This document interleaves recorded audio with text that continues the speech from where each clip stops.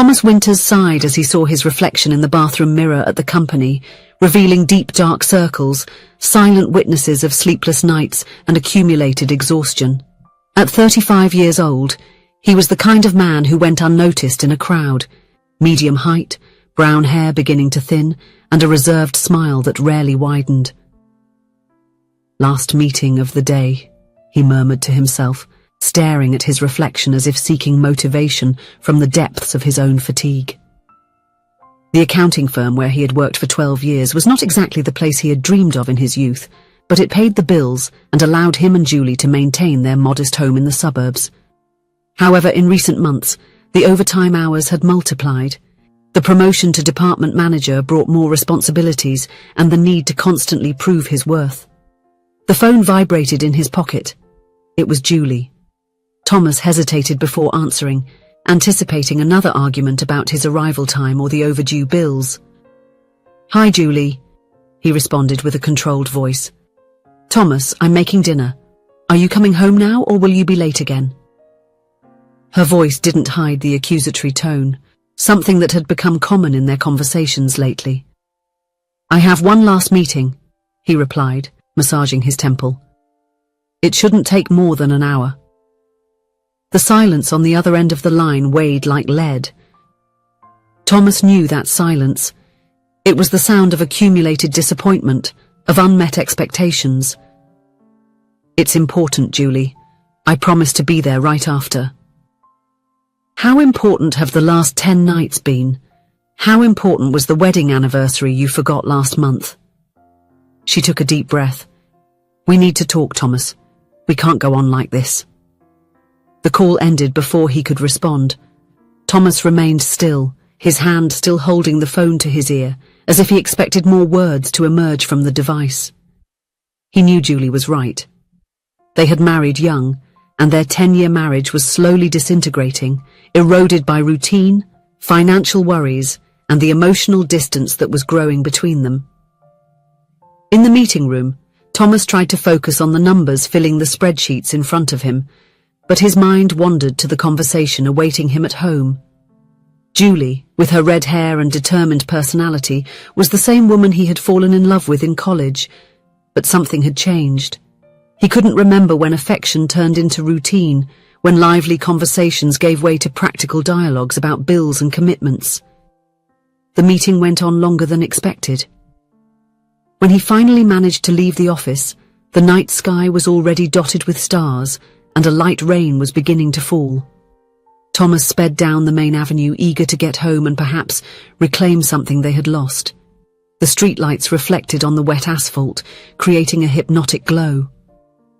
Thomas turned on the radio, seeking to distract himself from dark thoughts.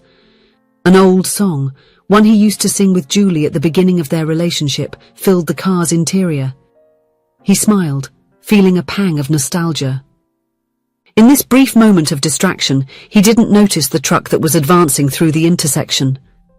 When his eyes caught the intense lights approaching from the right, it was already too late. There was the deafening sound of metal against metal. The world spun violently around him, and then silence. The central hospital was a labyrinth of white corridors and antiseptic rooms. Julie ran through the corridors with her heart racing, guided by a nurse with a grave expression. The words "serious accident" and "head trauma" echoed in her mind like a nightmare from which she couldn't wake up. "Mrs. Winters." The doctor on duty greeted her with a folder of test results in hand. Dr. Harrison was a middle-aged man with compassionate eyes hidden behind thin-rimmed glasses. "Your husband suffered severe head trauma. We've managed to stabilize him, but—" "Will he be okay?"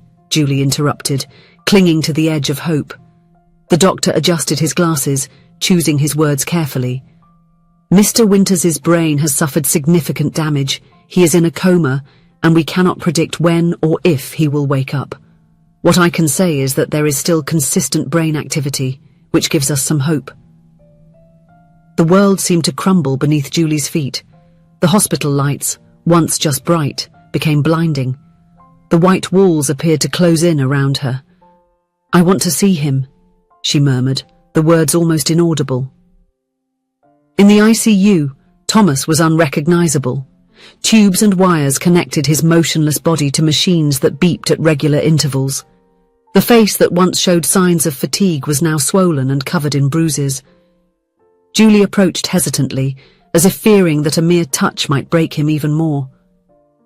"Thomas," she whispered, holding his lifeless hand. "I'm here." The words seemed empty, insufficient in the face of the magnitude of the situation. What do you say to someone who cannot hear? How do you apologize for an argument that now seemed so trivial? In the days that followed, Julie remained by Thomas's side, leaving the room only when absolutely necessary. She talked to him continuously, recounting the weather, the news, the little things they used to share. The doctors encouraged her, explaining that some patients in a coma could register external stimuli even without responding. 2 weeks after the accident, Julie received news that would add more weight to the situation. The pregnancy test she had taken, more to eliminate possibilities than out of real suspicion, had come back positive. She was approximately 6 weeks pregnant, a life that had formed before the accident, a reminder that their love had created something greater than their temporary disagreements. That night, alone in the hospital room, Julie cried, not just out of sadness, but a complex mix of emotions: fear, hope, longing. "Thomas," she whispered into her sleeping husband's ear, "you're going to be a father. We're expecting a baby." A tear slipped down her face, falling onto the hand she held. "You need to wake up to meet him, so we can watch our son grow together." The days turned into weeks, and the weeks into months. The doctor in charge of the case, Dr. Harrison, explained that Thomas's coma was of a particular nature. Although there was significant brain activity, the structural damage was extensive, creating a paradox that intrigued the medical team. "It's as if he's trapped between two worlds," the doctor explained one afternoon after a series of tests.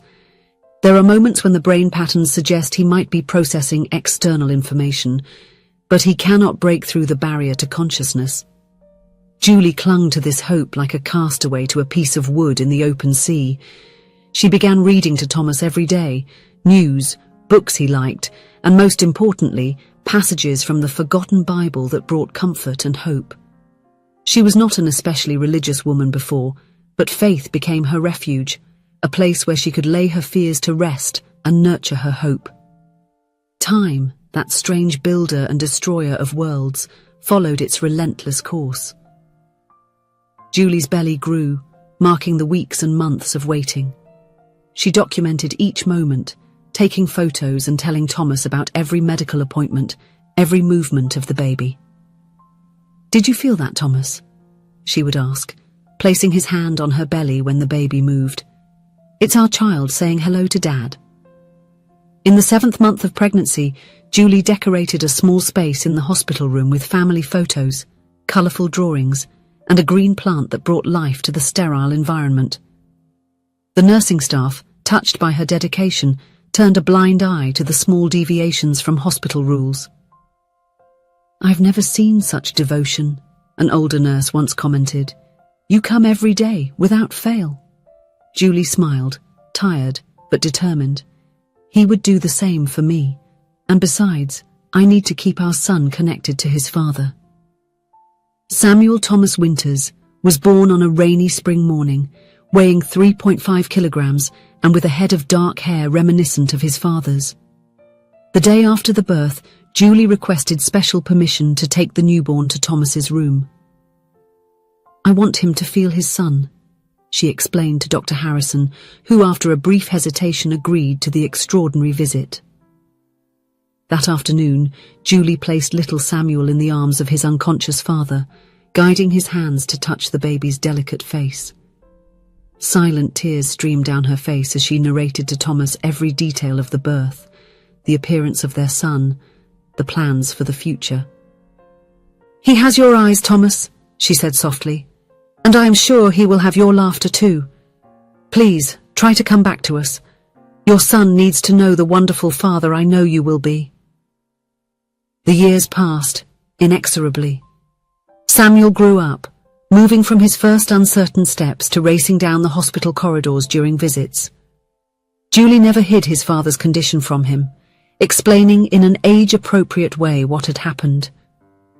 "Daddy is sleeping a very deep sleep," she explained when he was 4 years old. "The doctors are trying to help him wake up." "Can he hear when I talk to him?" asked the boy, looking curiously at the motionless figure in the hospital bed. "I believe so, dear. That's why we always talk to him, so that he knows we're here, waiting." Visits to the hospital became part of the family routine. 3 times a week without fail, Julie and Samuel spent a few hours with Thomas. The boy would talk about school, draw for his father, and sometimes even fall asleep in the chair beside the bed, exhausted after a busy day. Julie sought support in groups for families of patients in a coma, finding comfort in shared experiences and mutual understanding. She worked part-time as a secretary at a local school, balancing financial responsibilities and raising her child with visits to the hospital. Dr. Harrison, who continued supervising the case even after so many years, had frank conversations with Julie about the recovery prospects. "Statistically, the chances decrease over time," he explained in one of the follow-up appointments. "But Thomas's case remains unusual. The brain activity remains stable, and sometimes we observe spikes that suggest greater awareness." Julie never allowed despair to completely overwhelm her. In the most difficult times, she turned to the faith that had strengthened over the years. "God has a plan," she repeated to herself on lonely nights, "even if I don't understand it now." 10 years have passed since the accident, a decade of waiting, of adapting to a life she had never planned to live alone. Julie, now 42, bore a few early wrinkles on her face, silent witnesses to the arduous journey. Samuel, about to turn 10, was an intelligent and sensitive boy, with his father's dark eyes and his mother's determination. It was an ordinary Thursday afternoon. Julie had left work early to visit Thomas as usual. Samuel had extracurricular activities and would join her later. The hospital room, after so many years, had almost become a second home, the white walls decorated with Samuel's drawings, family photographs, and support cards from friends and relatives. Julie sat in the armchair beside the bed, taking the worn Bible out of her bag, which had accompanied her for years. She opened to one of the marked Psalms, adjusting the reading glasses she had recently started using. "I will read Psalm 27 to you today, Thomas," she said softly, touching her husband's hand. "It is one of my favorites, about strength and hope." Julie's voice filled the room, reading the verses with the intimacy of someone who finds in ancient words an echo of her own journey. "The Lord is my light and my salvation. Whom shall I fear? The Lord is the stronghold of my life. Of whom shall I be afraid?" As she read, she automatically caressed Thomas's hand, a gesture that had become part of her daily ritual. She was so absorbed in the reading that she initially didn't notice the subtle movement of the fingers under hers. When she felt the slight pressure, her voice faltered. "Thomas?" she called, her heart racing. It could have been just a reflex, something that had happened a few times over the years. But then, something different occurred. Thomas's fingers moved again, this time more firmly. Julie stood up, leaning over her husband's face. His eyelids fluttered slightly, and then, a miracle in slow motion, his eyes opened. Dark, confused eyes, blinking several times, trying to adjust to the room's light. "My God, Thomas!" exclaimed Julie, instant tears blurring her vision. "Nurse, please, someone!" he shouted towards the door. Thomas's eyes moved slowly through the room before finally focusing on Julie's face. She saw recognition dawn in them, a glimmer of awareness she hadn't seen for 10 long years. He tried to speak, but his throat, unused for so long, produced only a hoarse sound. After embracing him with all the strength in the world, Julie quickly grabbed a glass of water with a straw, offering it carefully. Thomas took a few sips with difficulty. A nurse rushed into the room, momentarily freezing upon seeing the patient awake. "I'll call the doctor immediately," she said, quickly leaving. Thomas tried again a few minutes later. his voice coming out scratchy and unrecognizable after a decade of silence. Where? He managed to say with visible effort. Julie held his hand tightly, unable to contain the tears that now flowed freely. You are in the hospital, Thomas. There was an accident, but you're going to be okay now. Thomas frowned, as if processing the information. His eyes scanned the room again, noticing the children's drawings, the photographs. Then, with a visibly painful effort, he managed to articulate a complete sentence, words that completely froze Julie. Where is our son? The world seemed to stop. Julie covered her mouth with her hand in shock. She could no longer hold back her tears. It all seemed surreal. How could he know? Samuel was born months after the accident and Thomas was in a deep coma. Unless... You knew, she asked in an incredulous whisper. Before Thomas could respond, the room filled with doctors and nurses, all amazed by what they were witnessing. Dr. Harrison, visibly emotional, began a series of quick examinations, checking reflexes and responses. It's extraordinary, murmured the doctor. After so long. Thomas, do you know where you are? Do you know what happened? Thomas nodded slightly, conserving his strength. His eyes, however, did not leave Julie's face, as if trying to memorize it again. In the following weeks, Thomas's recovery amazed even the most experienced doctors. Although he had significant motor difficulties and speech problems, his awareness and memory were remarkably preserved, a phenomenon that Dr. Harrison described as scientifically fascinating. It was during one of the therapy sessions, 3 weeks after waking up, that Thomas finally managed to explain to Julie. I could hear you, he said, the words still coming out with effort, but clearer each day. All the time. I heard your voice. Julie, sitting next to him while the physical therapist assisted with the leg exercises, felt her eyes welling up again. You could hear me during those 10 years? Thomas nodded slowly. Not all the time. It was like being in a dark room with a small window. Sometimes the window would open, and I could hear everything. You heard about the pregnancy, Julie concluded, finally understanding. That's why you asked about our child. I heard when you talked about the positive test. I heard when he was born. Thomas paused, taking a deep breath before continuing. I heard when he said his first word, when he started to walk. Julie's tears now fell freely. You were there the whole time.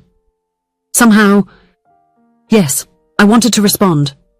I wanted to move, but I was stuck. The frustration was evident in his voice. It was like being buried alive, but hearing everything. But now you have come back to us, Julie said, holding his hand.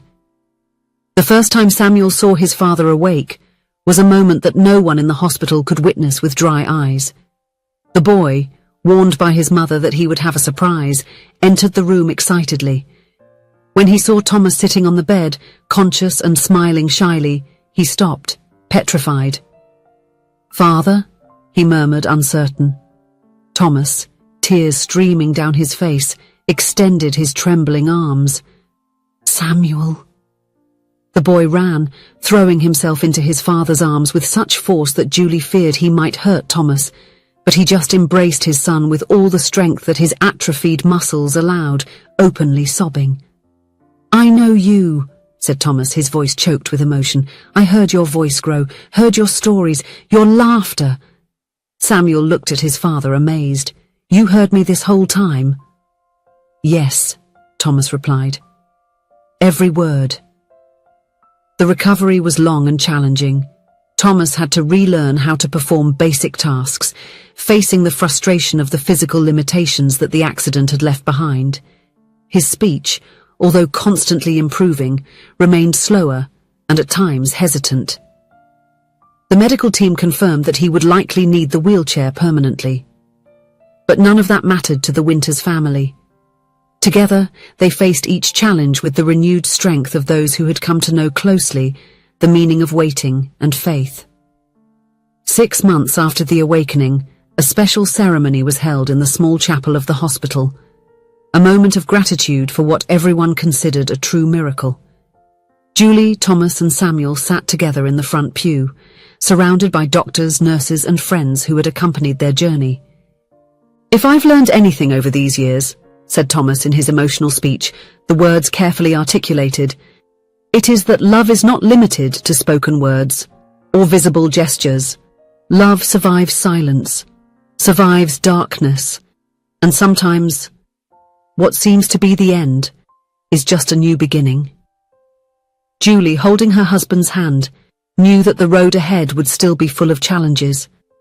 But she also knew that, after 10 years in the desert of waiting, they had found not only the miracle they sought, but a deeper understanding of what truly mattered. "Where is our son?"